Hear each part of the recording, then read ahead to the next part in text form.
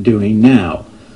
And you say that women are not forced in that, despite the fact I just quoted from a verse that showed exactly that. There is absolutely no space in that particular verse where it says it's, oh, okay, it's by the choice of the woman. Exodus 21:7-11. And if a man sell his daughter to be a maidservant, she shall not go out as the men servants do. And if she please not her master, who hath betrothed her to himself, then shall he let her be redeemed. To sell her unto a strange nation, he shall have no power, seeing he hath dealt deceitfully with her. And if he hath betrothed her unto his son, he shall deal with her after the manner of daughters. If he take him another wife, her food, her raiment, and her duty of marriage shall he not diminish. And if he do not these three unto her, then shall she go out free without money. I don't see anything in here that says that the woman was forced into a marriage that she didn't want.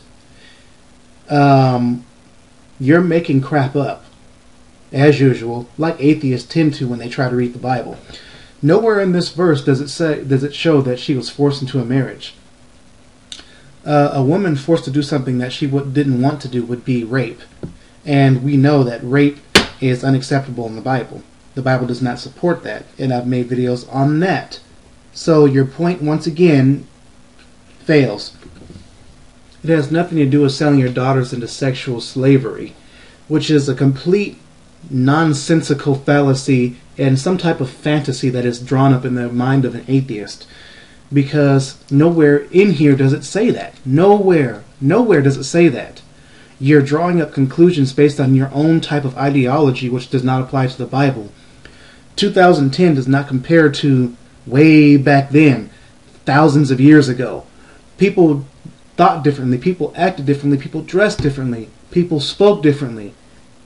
Back then, the females realized how things went back then. They had a system, it worked for them. It had nothing to do with force. That's just how they did things back then. But she was not forced into that. So, overall, it has nothing to do with me being arrogant, and everything to do with the passion that I have in proving atheists wrong at trying to twist scripture. I'm very passionate and I have fun doing it because it's so easy. It's so easy to point out the errors and the flaws that you make. You might as well have not even made this video because it was the same thing as the first one.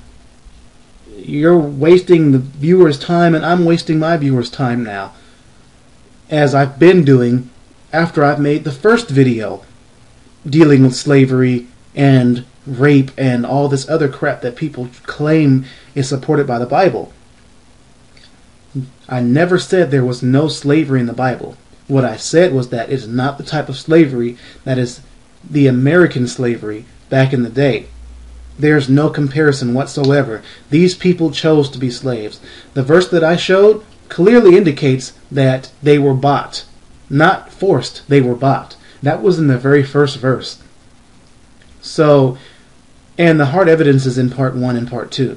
Part 1 somewhere.